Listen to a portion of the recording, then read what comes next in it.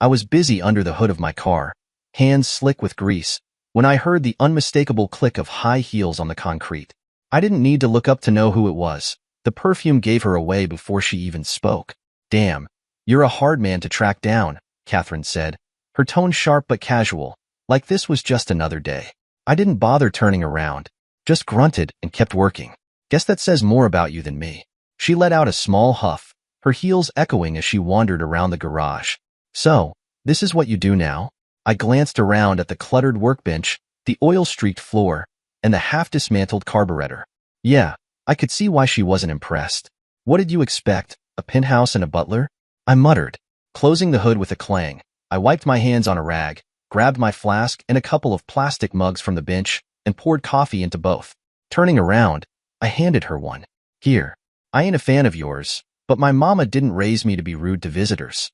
Catherine took the cup like it might bite her, holding it delicately by the rim.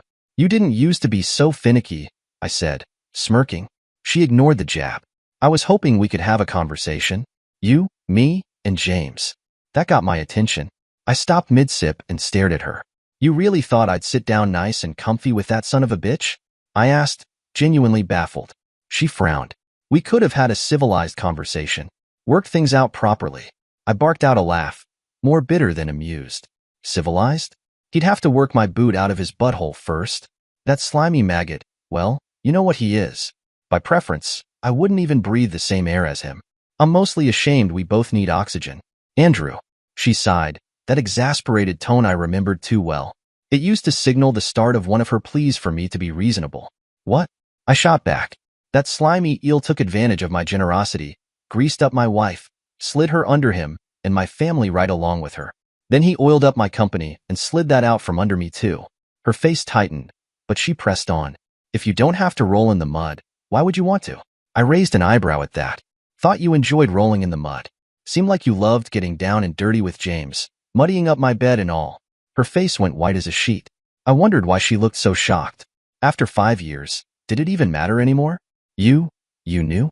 She asked, her voice shaky. You saw us? I nodded, taking another sip of my coffee. I never meant for you to find out that way, she said softly. She sounded sincere, but then again, lying came as naturally to her as breathing. I tilted my head, genuinely curious. Oh yeah? What way would you've preferred I find out you're a cheatin' skank? She brushed at her skirt, avoiding my gaze like it'd burn her, probably buying time to think of something to say. And you thought we could sit down, sip tea, and have a friendly chat or something?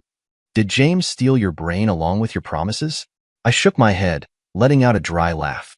Shit, now you got me all antsy. 5 years I've been pretty damn happy, and here y'all come, stirring up trouble again. Her lips parted like she was about to speak, but I cut her off. I'll tell you right now, I ain't giving you money. I ain't giving you shit. You already took everything I had, spent it, and now you can go suck it up. Catherine's expression softened, like she pitied me. That look crawled under my skin. Andrew, I didn't come here to ask for money, she said quietly. Then her gaze swept around the garage and landed back on me, sitting in the middle of all this mess. She waved a hand as if that explained everything. I mean, so why the hell are you here? I snapped. She exhaled slowly, as if summoning patience. Andrew, you just ran off. I didn't know where you'd gone or why. You didn't leave a note, a message, nothing. You just took a few clothes and some odds and ends, and that was it. I folded my arms, leaning back against the car. Odds and ends? Huh? I snorted. You got that right. Better odds than you thought. Her brows furrowed, but I didn't give her time to interrupt. No, I didn't just run off, I said, spitting the words back at her like they tasted bad. I considered my options, decided what I wanted, and did it. Weren't no running involved. You make it sound like I was scared or someone ran me off. Shit, I didn't like it, but with you out of the picture, all I had to think about was me for once. She opened her mouth, but I kept going. Thought about leaving a note, I said, my tone mocking, but I reckon it'd have just said, Dear Catherine, you're a cheating, lying, thieving 304. Have a shitty life. Bye. But even that felt like a waste of paper. Her face twisted, half angry, half shocked. I was never a thief. She shot back, all indignant. I let out a sharp laugh. Well, you didn't deny the rest of it, now, did you? Her mouth clamped shut, and I leaned forward, looking her dead in the eye. See, I've had all the proof I needed. After that slimy bastard shafted me and stole my company, I went out, got drunk out of my mind, trying to process the fact that everything I worked for was gone. Meanwhile, he was back at my house celebrating by screwing my wife in my bed. I saw her flinch, but I didn't care. The memory burned too hot to stop now. When I found you two like that, hell, I should have done something, right? A better man would have gone ballistic, maybe thrown punches, or called the cops. But me? I just stood there, feeling like the floor had dropped out from under me. Rage, bitter, absolute rage, was fighting with this overwhelming sense of defeat. My voice dropped, low and steady. So, I walked away, just turned and left. 'Cause I knew the alternative. 2 graves and a life sentence, or maybe the chair. And you know what? You weren't worth it. Yeah? Then how come you and that maggot brother of mine now own the family business? A business I worked my butt off for. Blood, sweat, and tears, that was me. She had the decency to look embarrassed, which was rare for Catherine. I wasn't involved in that, she muttered, shifting uncomfortably. That was your parents, Andrew. They said it was good for business. I barked a laugh, sharp and humorless. Good for business? Nah, that wasn't any business I'd ever wanted to be part of. Let's be real. You slept with my brother. My parents knew. Hell, their golden boy was screwing the wife of their so-called slave son. And you know what? Not a damn one of them cared. They just closed ranks, made sure the prodigal son came out on top. I shook my head, letting the anger roll out slow and steady. Yeah, golden boy with his golden tongue. That was more important to them than the guy breaking his back for the family. So yeah, sure, I bet it was great for business. Look, she spluttered, her voice rising like she was scrambling to regain control. I didn't come here to talk about that. She straightened, trying to pull her dignity back around her like a tattered coat. No, I don't imagine you did, I said, my voice calm now, almost cold. But see, there's a funny thing about getting cheated on and deciding to just walk away. It hurts like hell, but you learn a few things along the way, and you figure out what's worth your time and what isn't. Her eyes darted to the floor, her lips pressing into a thin line. But I didn't care. I'd made my peace with the past, mostly. She didn't get to come waltzing in here, dragging it all back up like I owed her something. So, I said, crossing my arms, if you're not here to talk about that, let's cut the crap. What do you want, Catherine? It's about Logan and Maria, she said, her tone casual, like we were chatting over coffee. What about him? I asked, keeping my voice neutral. Andrew, they miss you. Your children miss you. They can visit me here if they want, I said with a shrug. The way her eyes flicked over my clothes and the garage told me that wasn't an option she cared to entertain. Too beneath her, I supposed. They want you to be a bigger part of their lives, she pressed, as if I hadn't said a word. Her voice had that rehearsed quality now, like she was reciting lines from a script. They need more stability, and they need you around. But if you can't play as big a part as you might wish, then we have to find a different way of providing that. I raised an eyebrow. And what might a different way be? We were thinking that James could adopt them, she said, rushing the words out like she was trying to rip off a Band-Aid. And before you go off the deep end, think about it. It makes sense. He's there for them every day, and together, he and I are the parents they need. This is about the children, Andrew, not you and me or James and me. It's purely about the children. Trust me, I'm their mother, and I only want what's best for them. I stared at her for a moment, then leaned back against the workbench. What grade Maria get in math last term? I asked. What? You being her ma, and so close and everything. Thought you might want to brag her marks up to me some. Show me what a good job y'all doing.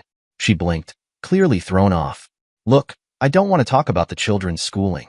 They're both doing very well, so you needn't worry. Nah, I ain't worried, I said, shaking my head. They smart kids. They'll get by with a little help. Yes, that's what I'm talking about, she said, seizing on my words like a lifeline. But what would really help is for James to adopt them and take over the tedious part of looking after them. I felt the blood drain from my face as her words sank in. Tedious? That's what she called raising our kids. Tedious. My hands curled into fists at my sides, but I forced myself to keep calm. You got a hell of a nerve, Catherine, I said slowly, coming in here, talking about my kids like they're chores to hand off to someone else. Like I'm just some obstacle in the way of your happy little family with James. Her face tightened, but I didn't care. She could dress it up however she wanted, but I wasn't about to hand over my children to the man who'd stolen everything else from me. Look, she said, her voice sharpening, James is a successful, well-respected man who is a fine role model for the children. Whereas you, I'm sure you're doing your best, but let's face it, you're not much. You have nothing. To put it bluntly, you are nothing. She said it like it was a fact, like I'd melt under the weight of her judgment. James wanted to help out. She continued, and I have a check for $5,000 in my bag. Take it. Use it to get yourself together again. Give your children and yourself a chance to get ahead in life. I leaned back against the workbench, crossing my arms, and looked at her. Well, I said slowly, I surely appreciate your generous offer, Catherine, but I'm happy enough right here with my garage. It's all I want right now. I let my words hang in the air for a beat before leaning in slightly. And I don't need or want to sell my children. Her face flushed with frustration, but she didn't respond right away. I could see she was struggling to keep her composure, her fingers curling into fists at her sides. Andrew, that's not what this is about, she said finally, her voice tight. I'm trying to do what's best for Logan and Maria. You could at least consider their future. I shook my head, a bitter smile tugging at my lips. Their future? I said. Funny how y'all only think about their future when it suits you. But I reckon their future's a hell of a lot better with a father who actually loves them for who they are, not for what's convenient or looks good in front of the neighbors. Her mouth opened to respond, but I held up a hand. Nah, don't bother, Catherine. I know exactly where I stand with you, and that snake you married. You can keep your check. And you can tell James that if he thinks he can buy my kids, he's got another thing coming. I was just about to pour myself another cup of coffee when a man in a crisp black suit stepped into the garage. He looked entirely out of place among the grease-streaked tools and faint smell of engine oil. His polished shoes didn't so much as pick up a speck of dust as he approached me with purpose. Mr. Miller, he said, bowing slightly, his voice calm and professional. The Prime Minister of Japan is on the line. He's awaiting your response regarding the Osaka project. I gave Catherine a glance out of the corner of my eye. Her face was a mix of confusion and disbelief, her lips slightly parted like she was trying to catch up with what was happening. Turning back to the suited man, I nodded. Bring it over, I said simply. He handed me a sleek, high-tech phone, and I brought it to my ear. Prime Minister Takahashi, I said warmly, leaning casually against the workbench as if this were just another day in my life. It's always a pleasure to speak with you. I've reviewed the proposal, and I think we're aligned on the key points. But I'd like to ensure we maintain our commitment to sustainable practices. That's non-negotiable for me. Once we iron out that detail, we're good to move forward. I listened as the Prime Minister responded, his tone respectful and accommodating. Catherine's eyes widened as I spoke, shifting her weight uneasily. She clearly hadn't expected this. Excellent, I said after a moment, a confident smile playing on my lips. Then we're in agreement. I'll have my team follow up with yours to finalize the timeline. Thank you for your trust, Prime Minister. I look forward to our partnership. I handed the phone back to the suited man, who bowed again before stepping away. I turned back to Catherine, her expression now veering into outright disbelief. Before she could say a word, another man appeared, this one holding a folder and a clipboard. He was dressed in business casual, but his demeanor was just as professional. Mr. Miller, he said, we need your signature to finalize the purchase of the new factory land. The total is $20 million, and we need to close by the end of the day. Got it, I said, taking the clipboard and flipping through the papers. I scanned them quickly, grabbed a pen from the man's pocket, and signed with a flourish. Make sure the team starts planning the groundbreaking ceremony. And let the architects know I want something iconic for this one. We're setting the standard here. The man nodded. Understood, sir. I'll handle it immediately. He walked away, leaving Catherine staring at me like she didn't recognize the man standing before her. Something on your mind? I asked, casually taking another sip of my coffee. She blinked, her voice faltering. You. I didn't know. I shrugged, turning back to my workbench. Guess there's a lot you don't know, Catherine. Funny how life works like that. The sharp sound of heels clicking against the concrete floor drew my attention to the garage entrance. Catherine turned as well, her brows furrowing when she saw the woman walking in. She was stunning, radiant, even, with an air of confidence that could silence a room. Her athletic build was wrapped in a form-fitting leather jacket and jeans, her long hair tied back in a sleek ponytail. She moved with the kind of grace that hinted at strength just beneath the surface. Before I could greet her, she crossed the space with purpose, cupped my face in her hands, and kissed me. It wasn't just a casual peck. It was a kiss that told the world we were together, and she didn't care who saw. Pulling back, she glanced at Catherine, her gaze sharp and assessing. Her lips curled into a smirk as she spoke, her voice dripping with playful disdain. Don't you think that it was too much just buy an entire garage, just so you can play with your car collections? Then she turned towards my ex-wife and said, you said your ex-wife was good-looking. But this? She gestured toward Catherine with a dismissive wave of her hand. This is a malnourished Shrek, minus the green color. Catherine's jaw dropped, her face flushing with a mix of shock and anger. Excuse me? She sputtered, her voice rising. Are you dating her, Marina Nika? She is the current MMA featherweight champion. How is that possible? You're just a worker ant, no better than a slave for the family. How did you trap her? Marina's smirk disappeared as she stepped closer to Catherine, her eyes narrowing.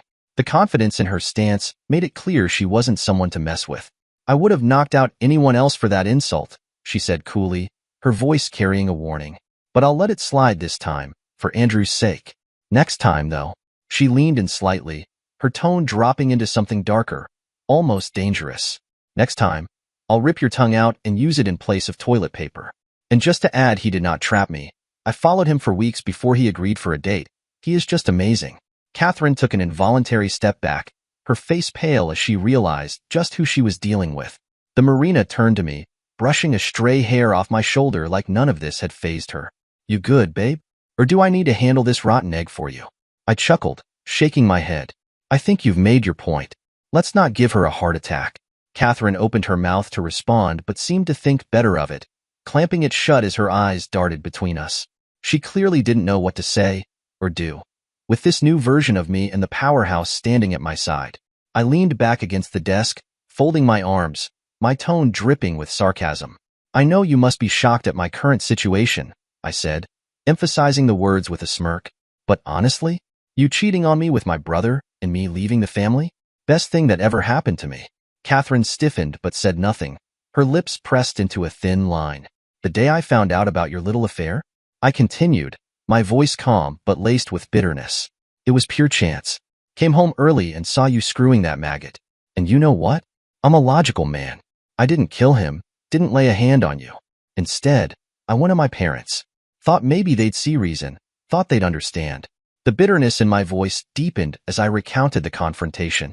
I went to my parents that night, hoping for support, hoping for something. I thought they'd be outraged for me, their son. But the moment I walked into their house, I could see it in their eyes. Not anger, not even disappointment, just weariness, like they were already tired of what I was about to say. I paused, letting the silence stretch for a moment before continuing. I told them everything, every filthy detail. How I came home early to surprise you. How I walked into my own bedroom and saw that. My voice was shaking, my hands trembling as I spilled it all. And you know what my father said? I mimicked his deep, calm tone, laced with indifference. Son, these things happen. You're not the first man to deal with a cheating wife, and you won't be the last. Take the high road. Divorce her if you must, but don't make a scene. I laughed bitterly. Take the high road. Like it was some business transaction. Like you breaking my trust, breaking our vows, was just another item to check off a list. And my mother? She just sat there, wringing her hands, trying to avoid my gaze. I shook my head at the memory.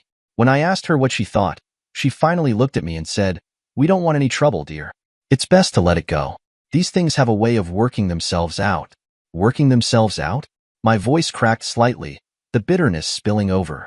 Like I was just supposed to turn a blind eye and pretend none of it happened. I leaned forward, my tone low and venomous. I told them I wasn't going to let it slide. I wasn't going to pretend. I wanted justice, answers, at the very least. And do you know what my father did? He sighed. A long, drawn-out sigh, like I was the one inconveniencing him. "Don't make this into a scandal, son," he said.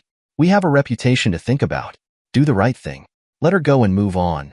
I clenched my fists, my knuckles white as the words came out sharper now. It was in that moment I realized they didn't care about me. Not really. They cared about appearances, about keeping the family name untarnished. My pain? My humiliation? It was just collateral damage. Catherine's lips parted as though she wanted to argue, but the weight of my words kept her silent. Her hands fidgeted in her lap, the defiance that once defined her now replaced by guilt and unease. She couldn't look at me, couldn't meet the fire in my eyes. "You don't get to defend them, Catherine," I said, my voice cold and unyielding. "You don't get to tell me it wasn't like that. Because it was. They didn't care about me. Hell, they probably never did. Their precious golden boy could do no wrong. And me? I was just the son they tolerated. The one they could throw under the bus whenever it suited them. Catherine shifted again, her shoulders slumping under the weight of my words. Her gaze finally rose to meet mine, but it wasn't defiance I saw there. It was regret. And maybe, just maybe, a flicker of shame. So, yeah, the choice was easy, I continued, my voice steady but sharp as a blade. Stay and be their doormat. Let them manipulate and destroy every part of my life? Or leave. Leave you. Leave them. Leave everything behind. I leaned forward, letting the bitterness seep into every syllable. Because I realized one thing, Catherine. If I'd stayed, if I'd forgiven you, if I'd gone along with their plan, it wouldn't have stopped. My brother would have just found a way to ruin the next woman in my life. And the next. It's what he does.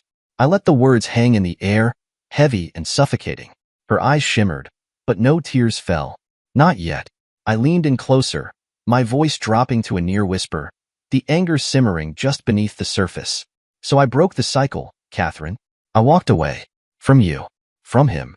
From all of them. It wasn't easy, but it was necessary. And you know what? It was the best decision I ever made. Because I don't have to live in their shadow anymore. I don't have to pretend to be someone I'm not, just to win their approval. I'm free. Her lip quivered, but she held herself together, though just barely. I didn't know it hurt you that much, she said finally, her voice trembling. You thought wrong. I cut in, my tone slicing through her words. You didn't think at all, Catherine. Not about me. Not about us. You were too busy chasing after him, just like everyone else. And now? I leaned back, crossing my arms as I stared her down. Now, I'm done explaining myself. I don't need you to understand. I don't need you at all. Catherine's shoulders shook, and for a moment, it looked like she might respond. But then she dropped her gaze again, defeated, as silence wrapped around us like a shroud. She stood there, silent, her face pale and unreadable, as if she finally understood just how deep the scars went, and how little power she had left over me. I crossed my arms, a smirk tugging at my lips as I watched Catherine's face. You know, the family always thought I was expendable, I began, letting each word drip with venom. Just the son they could push around, the one who didn't matter, as long as their precious golden boy was happy. Catherine's expression faltered, a flicker of unease crossing her face, but she said nothing. That silence only fueled me further. They made one big mistake, though, I continued, my tone sharp as a blade. They didn't realize I wasn't just the black sheep of the family. I was the smart one. The one who actually owned the patents to most of the tools made by Millers Incorporated. Her eyes widened slightly, the realization dawning on her face. I saw the way her lips parted as if to speak, but I cut her off with a raised hand. Oh, you didn't know? Of course you didn't. While you and James were busy playing house, I was working my butt off, designing, creating, filing those patents under my name. Every wrench, every drill, every custom tool that put Millers on the map, that was me. Not James. Not my father. Me. Catherine's jaw tightened, her silence speaking volumes. I leaned forward slightly, my smirk curling into a wicked grin. So when I left, I didn't just walk away empty-handed. I took the licenses for all those tools with me. And do you know what I did with them? She shook her head faintly, her lips pressed into a thin line. But the curiosity in her eyes betrayed her. I started my own company, I said, leaning back in my chair, relishing the moment. But not just any company. I didn't go crawling to a bank or some corporate investor. No, I found a partner who had, let's just say, unconventional resources. Her brow furrowed in confusion, and I could almost see the wheels turning in her head. I gave her a moment before dropping the bombshell. A Mexican drug lord, I said casually, watching the shock ripple across her face. He wanted to clean up his money, move into legitimate business. And I needed the capital to get started. It was a match made in heaven. Or hell, depending on how you look at it. Catherine's eyes widened, her mouth opening and closing as she struggled to find the words. You worked with? Relax, I said, waving a hand dismissively. He's retired now, completely legitimate. But back then, he gave me the money I needed to build my empire, and I gave him an investment worth every damn penny. I leaned forward again, my grin sharp as a knife.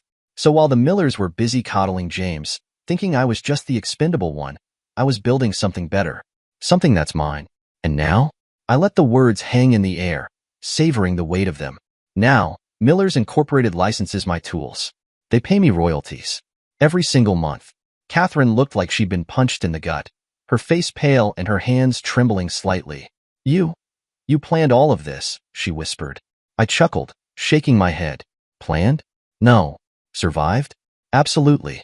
I just played the cards I was dealt, and I played them better than anyone ever expected. I leaned back in my chair, arms crossed, and smirked at Catherine as the weight of my words settled over her. Her jaw dropped slightly, and I could see the disbelief swirling in her wide eyes. She opened her mouth as if to speak, but nothing came out. I gave her a moment to process before I twisted the knife further. 2 years ago, I took away all the licenses, I said, my voice calm but laced with quiet triumph. Every single one. And since then, Miller's Incorporated has been sinking like a rock. Fast. Her lips moved soundlessly for a moment, her face pale with shock. But why? She finally stammered, her voice barely above a whisper. I laughed, a humorless sound that made her flinch. Why? Because they deserved it. Every single one of them. Your golden boy James thought he could steal everything from me. My wife, my dignity, my future. My parents thought they could sweep it all under the rug, sacrifice me to keep their favorite son happy. So, I made sure they paid the price. Catherine's hands gripped the edge of her chair, her knuckles white. I could see the gears turning in her mind, the dawning horror as she began to piece it all together. With that initial backing from my, let's say, unconventional partner, and the patented tools I owned, I started poaching their clients one by one. I continued, leaning forward slightly. It wasn't even difficult. Quality speaks for itself. And James? Oh, your precious golden boy? Turns out he can only talk the talk, but can't walk the walk. The man doesn't know the first thing about running a business, let alone keeping clients happy. I shook my head, letting out another humorless chuckle. So, while he was busy playing CEO, I was building something real. Every contract they lost came straight to me. One by one, their empire crumbled, and today, Miller's Incorporated is drowning in debt. They're on the verge of bankruptcy, and your golden boy, James? He ran it into the ground all by himself. Catherine's face twisted, a mix of disbelief and something else, something that almost looked like fear. You destroyed them, she said, her voice trembling. Your own family. My family? I shot back, my tone sharp. You mean the people who betrayed me, humiliated me, and left me for dead? No, Catherine. They stopped being my family the moment they chose him over me. I didn't destroy them. I just let them destroy themselves. I gave them the rope, and James was all too happy to hang himself with it. She stared at me, her eyes searching mine as though trying to find a trace of the man she once knew. And you? You think this makes you better than them? I leaned in closer, my smirk fading into a cold, hard glare. I don't care what it makes me, Catherine. Better, worse, it doesn't matter. What matters is that I'm free. Free of them, free of you, and free of the life they tried to force me into. I won. And they lost everything. Her eyes filled with tears, but she blinked them away, swallowing hard. I didn't realize you hated us that much, she whispered. Hate? I repeated, shaking my head slowly. No, Catherine. Hate takes too much energy. I don't hate you. I don't hate James or my parents. I just don't care anymore. You're nothing to me now. Just ghosts of a life I left behind. I leaned back, savoring the look of disbelief on Catherine's face. So, Catherine, you and the family thought I was nothing more than a worker ant. Someone who could be ignored, used, or discarded. But let me tell you something. The ant always knows how to outlast the storm, and this time, the ant had the last laugh. I paused, letting my words hang in the air, watching her struggle to process the revelation. Her confusion was almost palpable, and I pressed on before she could gather herself. Let's talk about the kids, I said, my tone steady yet sharp, with an undercurrent of quiet satisfaction. You've convinced yourself that I abandoned them, that I walked away and disappeared from their lives. But that's where you're wrong. So wrong it's almost laughable. Catherine frowned, her lips twitching as if she wanted to protest, but I raised a hand to stop her. Don't interrupt, Catherine. You'll want to hear this. I leaned forward slightly, my gaze fixed on hers. You know the school they attend? The one you so proudly brag about to everyone? It gets a hefty donation every single year from me. A donation large enough to grant me access to their classrooms, their activities, their progress. For the past 2 years, I've been an integral part of their education, right under your nose. Her eyes widened, the realization dawning on her, but she said nothing. That's right, I continued. my voice unwavering. I've been teaching them, mentoring them, guiding them. I've helped them improve their grades, watched them excel, and celebrated their milestones. Milestones you didn't even know about because you were too busy with your games to notice. Every assignment they aced, every project they completed, every achievement they reached, I was there. Quietly, consistently, and without fail. Catherine's mouth opened, but no words came out. For once, she was utterly speechless. You want to know why their grades suddenly skyrocketed? Why their teachers praised their focus and growth? That wasn't some miraculous change, Catherine. That was me. I've been there for them every step of the way, ensuring they had what they needed to thrive. I leaned back again, my voice calm but cutting. And you, well, you wouldn't know, would you? Because you didn't bother to check. You didn't even notice how much they've changed, how much they've grown. But I did. I've been there for them in ways you never even thought to be. Her expression shifted, a mixture of shock and anger, but I didn't stop. Here's the part you really won't like, I said, my tone hardening. They trust me, Catherine. They confide in me, tell me their dreams, their fears, their struggles. And soon, they'll be here. With me. Not just for visits, but permanently. Because this isn't just about me being a part of their lives. It's about them being where they truly belong. Her face paled, and she shook her head slightly, as though denying what she was hearing. You thought I disappeared, Catherine. You thought I walked away from them like I walked away from you. But the truth is, I've been building a bridge to them this entire time. A bridge you can't tear down, no matter how hard you try. So, keep playing your games, keep clinging to your version of control. Because soon enough, it'll be me who holds all the cards, and them who call this house their home. I let the silence stretch, letting her absorb the full weight of my words. For once, I was the one in control, and there wasn't a single move left for her to make. So, while you were busy making decisions about their future without me, I've been building one for them. A real future, I said, my tone razor sharp. One where they're actually cared for and guided by someone who knows what the hell they're doing, not by people too wrapped up in their egos to notice the damage they're causing. I shook my head, a bitter laugh escaping as I looked at Catherine. Look at you, all dolled up, playing arm candy for James. Tell me, Catherine, does he make you feel important? Does he make you feel special? I scoffed, waving a dismissive hand before she could even think of answering. Because from where I'm standing, you're just another pretty face he's parading around. A prop. Something to stroke his fragile ego while he hides the fact that he's drowning. Her jaw tightened, her eyes narrowing, but I didn't let up. Oh, don't give me that look. You see, James might be acting like the golden boy, sitting on his little throne, but he's not fooling anyone. At least, not anyone who's paying attention. The debt? It's piling up faster than he can count. And the lies? They're catching up to him. The IRS, the feds, they're circling, Catherine. It's not a question of if, it's a question of when. You can't live like a king on borrowed money forever, not without the house of cards crashing down. Catherine's lips parted, her face a mix of anger and confusion, but I didn't give her a chance to speak. And you know what's truly ironic? I continued, my voice dropping to a dangerous calm. Even the bank's been in on it. They've known all along about the misused funds, the shady deals, the endless lies. But they kept lending him money anyway. Want to know why? I leaned in slightly, my smirk cold and calculating. Because their new majority shareholder has plans. Big plans. Plans to destroy him from the inside. Every loan, every extension, every lifeline he's been handed, it's a rope, Catherine. A rope he's wrapping tighter and tighter around his own neck. Her eyes widened, the realization beginning to dawn. But I wasn't finished. And the best part? I added, leaning back with a smile that didn't reach my eyes. He's too arrogant to see it. Too caught up in his own delusions to notice the storm brewing right above his head. So, while he's strutting around like he's untouchable, the walls are closing in. Faster than he can imagine. I let the silence settle, the weight of my words hanging in the air like a storm cloud.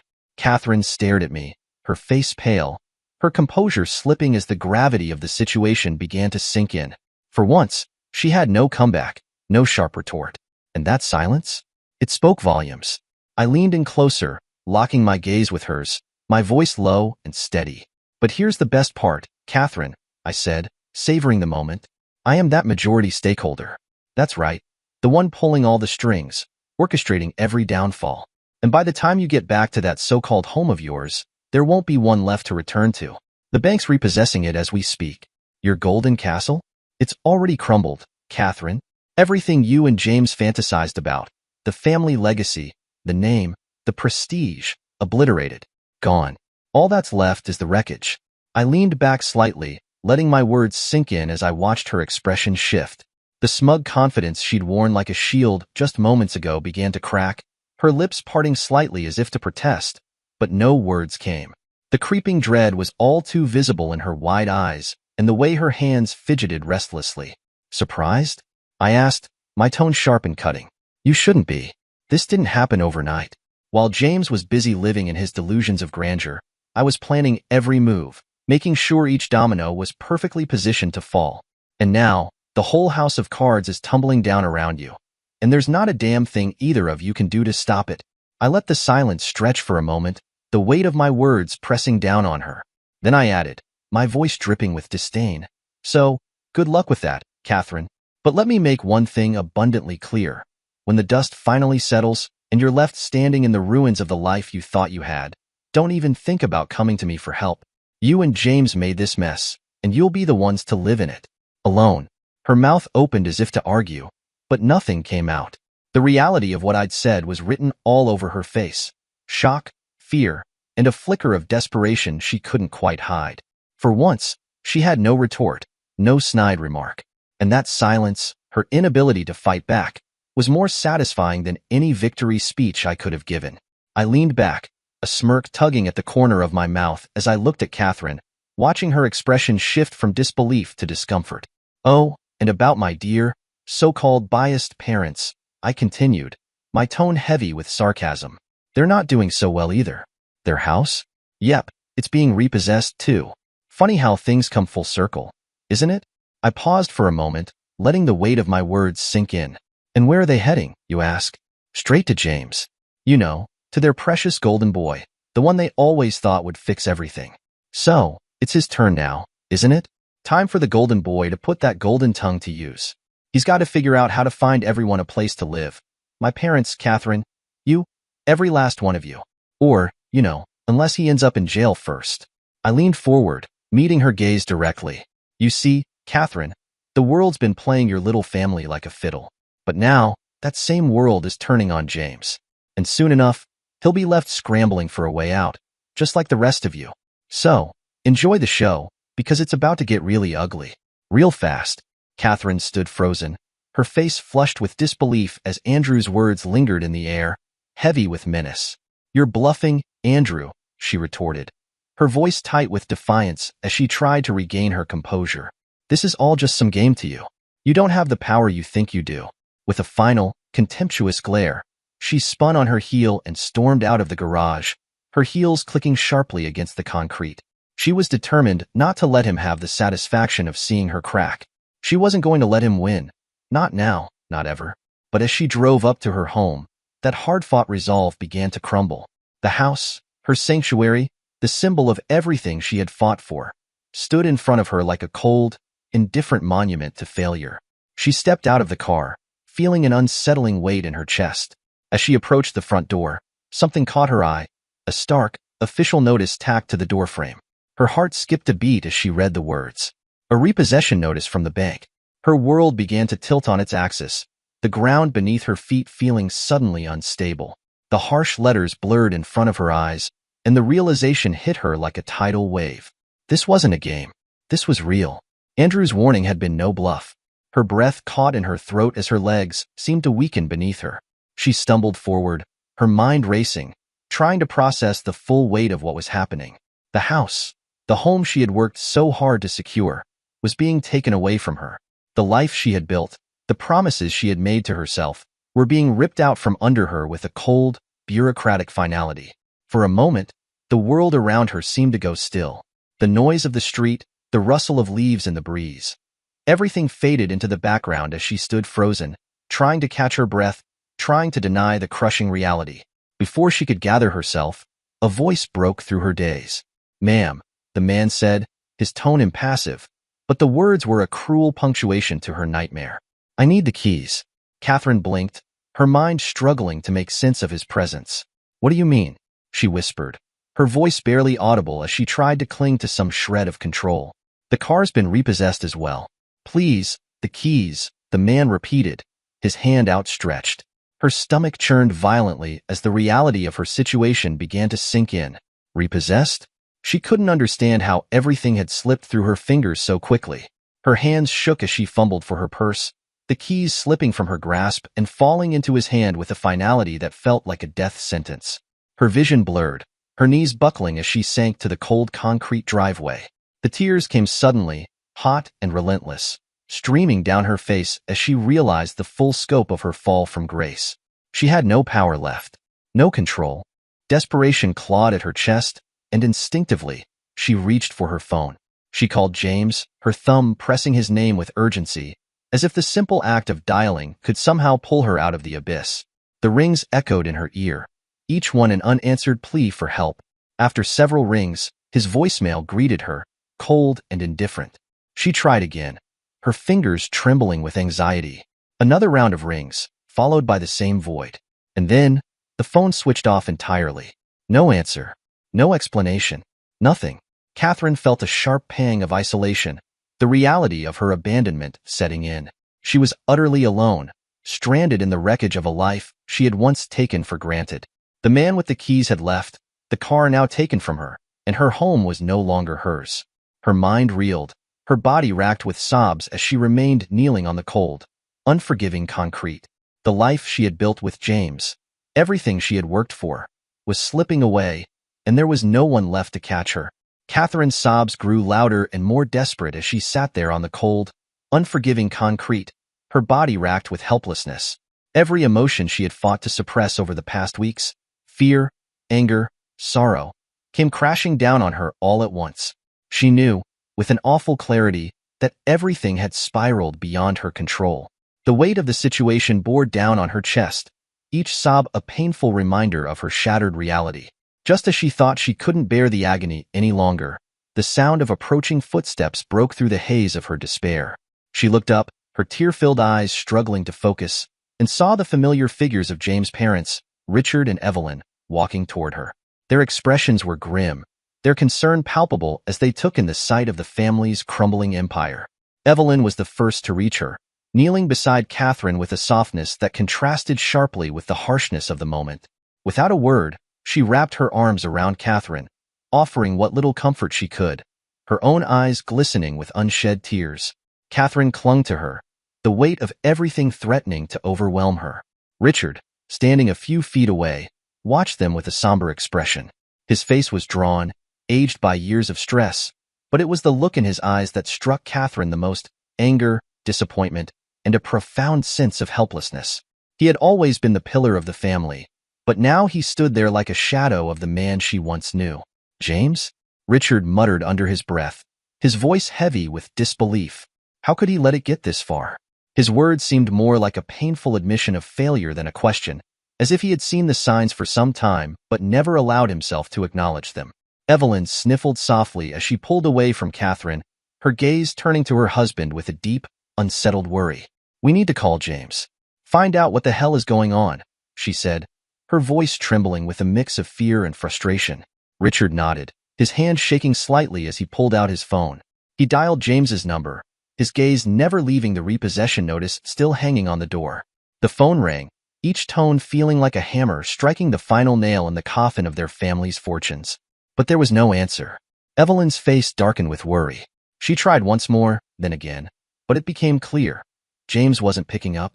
His phone was either off, or he was deliberately ignoring them. Her heart pounded in her chest, a sense of panic rising within her. Then, as if grasping at any lifeline, she pulled out her own phone and dialed another number, one she had never imagined she would call again. "Andrew," Evelyn's voice wavered with a mix of hope and desperation as the phone connected. "I need help. James is missing, and the bank has taken everything we have. I don't know what's happening. James isn't answering his phone." And her voice cracked, her words faltering as the gravity of the situation hit her fully. "You think I care?" Andrew's voice was like ice, slicing through the heavy silence. Each word dripped with disdain, the weight of his fury palpable. "You really think I give a damn about your golden boy or our parents, who've been blind and biased my whole life?" Evelyn's breath faltered, her chest tightening as she braced herself for the storm she knew was brewing. She reached out, her voice trembling, desperate to hold the fraying threads of the conversation. Andrew, please, we've lost everything. And you? You've taken everything from us? Andrew's bitter laugh cut her off sharply, echoing in the space between them. His voice rose, brimming with a venomous edge. Lost everything? No, you lost everything the day you decided I didn't matter. The day you chose to betray me. He took a step closer, his presence imposing, his tone harsh and unrelenting. Do you even understand what that did to me? You and your precious James, you never cared about me. Not for a single second. I walked out of that house, disappeared into nothingness, and not one of you bothered to ask if I was dead or alive. Not you, not our father. No one. Evelyn's eyes welled with tears, her lips quivering as she tried to interject, but Andrew silenced her with a furious gesture. You didn't care. You never cared. His voice cracked, the anger beneath it threatening to boil over. Not when I was drowning, not when I was breaking apart. You were too busy coddling James, your perfect, faultless James. His voice turned mocking, the bitterness unrelenting. You watched, as he walked all over me. You didn't say a damn word as he stole my wife, dismantled my life piece by piece, and left me with nothing. Evelyn flinched at the rawness of his words, her mind racing to find a way to soothe the festering wounds in front of her. Andrew, we didn't. But he was relentless, his eyes blazing with a fire that refused to be extinguished. You didn't have to do anything, Evelyn. That's the problem. You stood by and let it all happen. You praised him while you shoved me aside like I was invisible. You made me feel like I was nothing. When I left, you didn't even stop to wonder why. You didn't try to find me, didn't care what became of me. You thought I was disposable. His words hung in the air, heavy and unyielding, leaving Evelyn reeling as guilt and anguish threatened to consume her. She opened her mouth to speak, but no words came. There was nothing left to say that could undo the damage. Andrew's voice deepened, each word laced with venom. Look at you now. Your perfect little family? It's gone. Your house, your money, everything you held so dear. It's all gone. And do you know why? Because of your precious son. The one you idolized, the one you refused to see for what he truly was. The same one who destroyed me and, in the end, destroyed you too. Evelyn's lips trembled as she struggled to speak, her voice catching in her throat. Andrew, please. But he silenced her with a cold, bitter laugh, his words cutting through her like a blade. Don't bother. You had your chance to listen. You had years to see what was happening, to see the damage James caused. But you didn't. You turned a blind eye, ignored me, and let it all happen. And now you want to talk? Now, when your world is falling apart. His words grew sharper, each one striking with unrelenting precision. You're responsible for all of this, Evelyn. You and your husband made me the man I am today. You think I should help you now? Save you from the mess you created? Too bad. While you were busy pretending everything was perfect in your little bubble, I was out there building an empire. Brick by brick, I built something from the ashes of the life you let crumble. And guess what? I don't need you. I don't need any of you anymore. Evelyn felt her knees weaken, her heart pounding in her chest. Andrew, please, don't do this. I'm begging you. We're family. Andrew's voice dropped, chillingly calm but with a razor-sharp edge. Family? He let out a derisive chuckle, the sound void of any warmth. You and your husband are dead to me. Nothing more than shadows of a past I left behind. You want to fix this? You want salvation? Look to your golden boy, Evelyn. He's the one who can dig you out of the pit you've dug for yourselves. Not me. Evelyn's hand trembled as she clutched the phone, her knuckles white. Her throat tightened, and no words came. She could only listen as Andrew's words sank deep, each one hitting like a hammer to her chest. There was a long, heavy silence, the weight of it pressing down on her like a storm cloud. Then Andrew's voice came through one last time, quiet yet resolute. Good luck, Evelyn. You'll need it. The line went dead with a finality that left her paralyzed. She stared at the phone in her hand, her face pale and her breath shallow. The truth of Andrew's words hung in the air like a noose tightening around her. All she could do was stand there, helpless, as the enormity of her family's collapse washed over her like a tidal wave. 7 days later, I heard the news. James was dead. It spread quickly, as news like that always does, but the details were as bleak as they were predictable. They found him in the middle of the desert, sprawled lifeless on the cracked, unforgiving earth. Alone. A fitting end, I suppose, for someone who spent his life basking in the glow of everyone else's praise, only to find that when the lights went out, no one stayed by his side. An empty bottle lay next to him, its label worn and faded from the relentless desert sun. The coroner said it was an overdose. A tragic end to a tragic life. That's what they called it. But I knew better. James didn't stumble into tragedy. He courted it, played with it, until it finally turned on him. What was he even doing out there? So far from everything and everyone. Running? Searching? Trying to escape the weight of his own failures?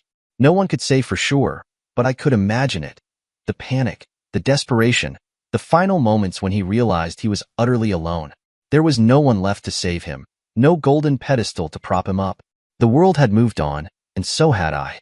Back home, the collapse of my parents was just as inevitable. Once perched in their grand mansion, they now lived in a decrepit house on the outskirts of town. The place was a wreck, boarded up windows, weeds swallowing the yard, the walls barely holding themselves together. It was almost poetic, really. The house reflected their pride, once shining and untouchable, now crumbling under the weight of their arrogance and denial. I'd driven past it once, out of morbid curiosity, and couldn't help but feel a twinge of satisfaction. They'd clung to their luxury, their status, for so long, but now all of that was gone. Just like James, they'd bet everything on a lie, and when it all fell apart, they were left with nothing but memories of what used to be. And then there was Catherine. Oh, how far she'd fallen. Once the queen of James's world, the trophy wife with a dazzling smile and looks that could stop traffic.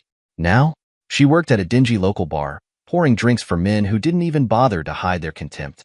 I'd gone there once, sat in the corner, just to see for myself. The years hadn't been kind to her, and it showed. The glow she used to have was long gone, replaced by the tired, worn look of someone who had nothing left to fight for. The men laughed at her, made crude comments, treated her like she was nothing more than a sideshow. And the worst part? She took it. She smiled. She played along, because she had no choice.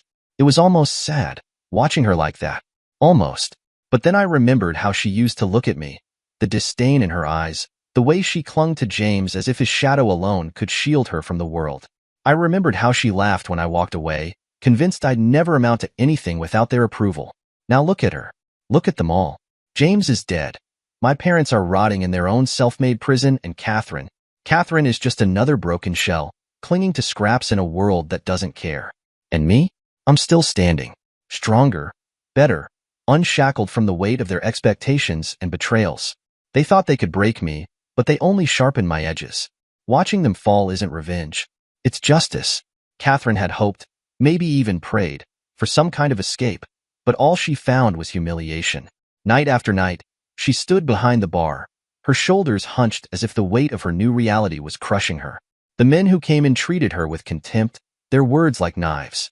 Old and ugly, they sneered, their mocking laughter cutting deeper than any insult ever could. She had no choice but to endure it. What else could she do? There were no other options left for her, no lifeline to pull her from the wreckage.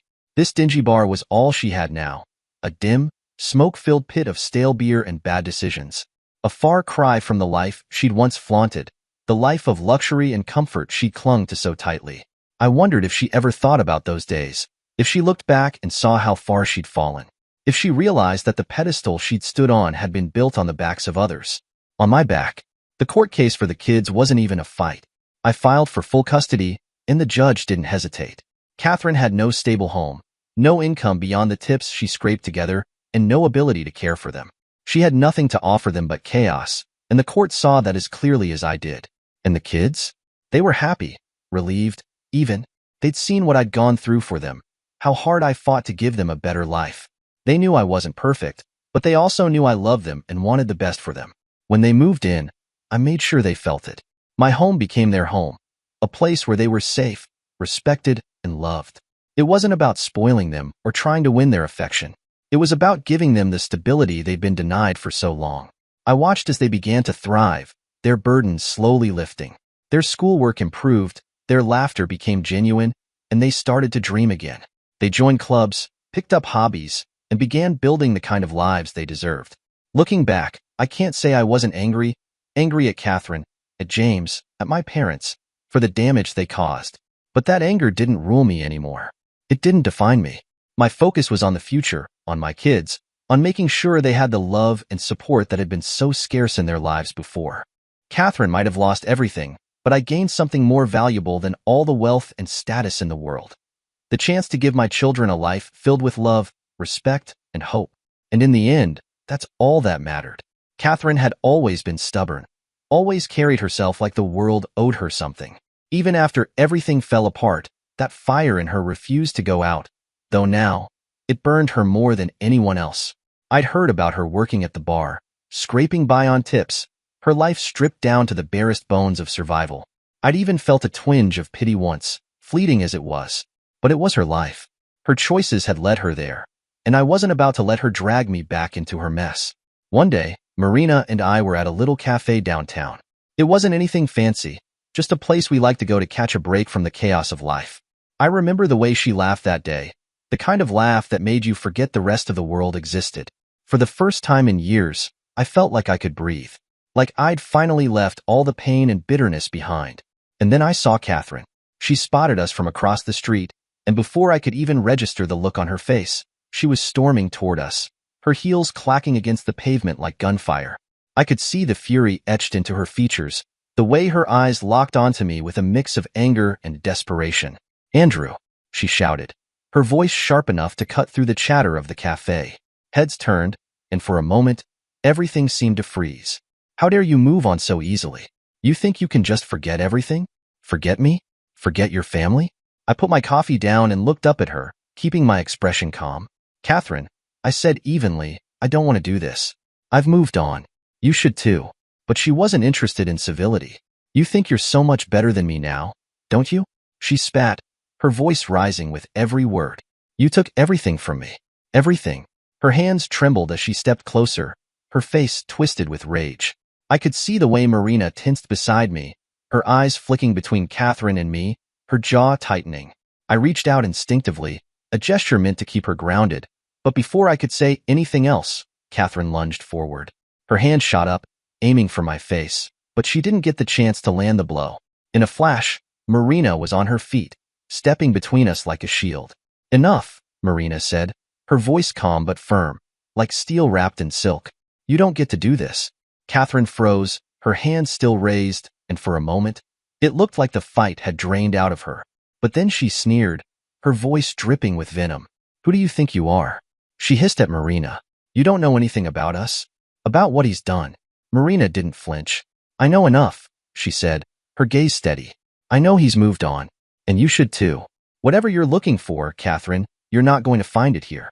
"Enough, Catherine," Marina said, her voice cutting through the chaos with an icy calmness that demanded attention. But Catherine was beyond reason, her face contorted with fury. "Stay out of this, you bitch," she snarled, lunging forward to shove Marina away. It happened in an instant. Before Catherine could lay a hand on her, Marina stepped aside and, with the precision and composure of someone who had spent years training, grabbed Catherine's wrist. In a fluid motion, she spun Catherine around, guiding her momentum and pinning her to the ground with an ease that spoke volumes about her skill. The cafe patrons gasped, their attention now fully riveted on the scene unfolding before them. Marina, a seasoned MMA champion, wasn't just reacting. She was protecting. Her movements were deliberate, her focus unwavering. No one threatened Andrew, not in her presence. Not after all they had been through together. Catherine struggled beneath her, trying to wriggle free, but Marina's grip was unrelenting. The pressure on Catherine's twisted arm forced her to stop thrashing, a sharp gasp escaping her lips as pain replaced her fury. Marina leaned down slightly, her tone steady but laced with unmistakable authority. "You're lucky I'm showing you mercy," she said, her voice low and even. "If I wasn't, you'd leave here in much worse shape." Catherine's protests dissolved into silence as Marina released her, standing tall and composed as Catherine clambered to her feet. The once proud woman now looked disheveled and humiliated, her face flushed with anger and embarrassment. She staggered back a few steps, nursing her wrist and glaring at Marina before limping away, her bruised ego dragging her down even more than her physical pain. The cafe buzzed with murmurs, and Andrew exhaled slowly, rising to his feet. "You didn't have to do that," he said softly, though there was a flicker of admiration in his tone. "Yes, I did," Marina replied, her eyes meeting his. "No one lays a hand on you. Not her, not anyone." Catherine, however, wasn't finished with her vendetta. Seething from the confrontation, she marched straight to the police station, spinning a story about an unprovoked assault. She painted herself as the victim, tearfully recounting how Marina had supposedly attacked her without cause. She demanded justice, convinced that she would regain some semblance of power through the legal system. But Catherine's narrative quickly unraveled when the cafe's security footage was reviewed. The recording told the real story. Catherine aggressively approaching Andrew, attempting to slap him, and then turning her ire on Marina. The footage showed Marina's composed yet decisive actions, clearly in self-defense, as Catherine's aggression escalated. In court, the judge reviewed the evidence, their expression stern as they addressed Catherine. "The video clearly shows you were the aggressor in this incident," the judge declared. Marina's actions were not only justified, but restrained under the circumstances. This case is dismissed. The judge's gavel struck the bench with a sharp finality, silencing the murmurs in the courtroom. He turned his stern gaze toward Catherine, his voice firm and unwavering.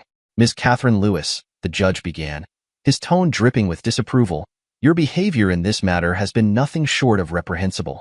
The evidence presented here today not only exonerates Marina, but also reveals a pattern of aggression and vindictiveness on your part. This is not the conduct of someone seeking justice, but rather the actions of an individual intent on causing harm and disruption." Catherine flinched as the judge continued, his words slicing through the remnants of her pride. "Let me make this abundantly clear. Any further attempts to engage with Mr. Andrew Carter, his fiancée Marina, or their children will not be tolerated. You are hereby ordered to maintain a distance of at least 500 feet from them at all times. This restraining order is effective immediately and will remain in place indefinitely. Violating it will result in severe legal consequences." The courtroom was silent save for the scribbling of the stenographer's keys. Catherine's face burned with humiliation, her eyes cast downward as the weight of the judge's reprimand settled over her. She felt the stares of those present, their judgment as palpable as the walls closing in around her. Her mind raced, replaying the events that had led her to this moment. Catherine had once been a woman admired and envied, living a life of privilege and ease. But now, she sat before a judge, stripped of her dignity, her actions laid bare for all to see. Her attempts to cling to the past, to disrupt Andrew's newfound happiness, had only further highlighted the depths to which she had fallen. As the judge's gavel struck again, signaling the end of the hearing, Catherine rose from her seat, her movements slow and deliberate. Her humiliation was complete, and there was no one left to blame but herself. She had squandered every opportunity, burned every bridge, and alienated the very people she once considered her family. Walking out of the courtroom, Catherine avoided the eyes of the onlookers, her head bowed in shame. For the first time, the reality of her situation hit her with full force. She was alone, isolated by her own choices, and the path to redemption, if it even existed, seemed impossibly far away. Marina's name was cleared, and Catherine was left with nothing but the weight of her own actions to bear. Andrew and Marina walked out of the courtroom together, his arm around her shoulders. "That was a lot," Andrew said, glancing at her. Marina gave him a small smile, her confidence unshaken. She needed to learn that there are consequences. Marina remained a steadfast presence in Andrew's life, her unwavering support helping to solidify the foundation of their future together. When they exchanged vows in a quiet, intimate ceremony, surrounded only by close friends and family, it was a moment of profound healing and renewal. For Andrew, it wasn't just about finding love again. It was about building a new chapter on his own terms, free from the chaos and pain of the past. Marina seamlessly became a part of Andrew's family, embracing her role not just as a wife, but as a mentor and guide for his children.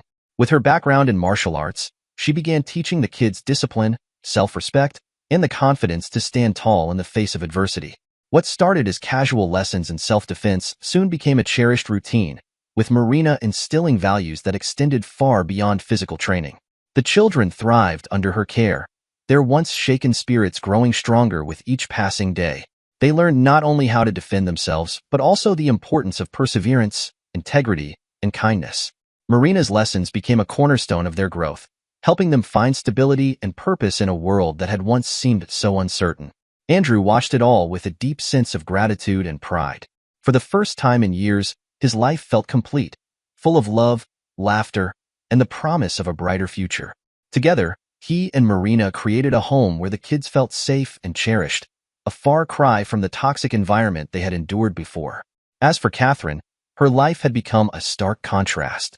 The vibrant, confident woman she once was had faded into obscurity, replaced by someone consumed by regret and bitterness.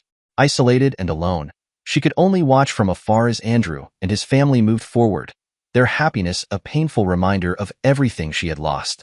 Each decision Catherine had made, each bridge she had burned, had led her further down a path of loneliness and despair. And now, as she sat in the quiet of her small, empty apartment, the weight of her choices bore down on her. She was no longer the center of anyone's world, no longer admired or envied. Andrew, however, refused to dwell on the past. With Marina by his side, he focused on building a legacy defined by love and resilience. The two of them became partners in every sense of the word, their lives interwoven with a shared purpose, to create a family and a future where the scars of the past no longer dictated their present. Dear listeners, please share your thoughts in the comments section below and don't forget to like, share, and subscribe.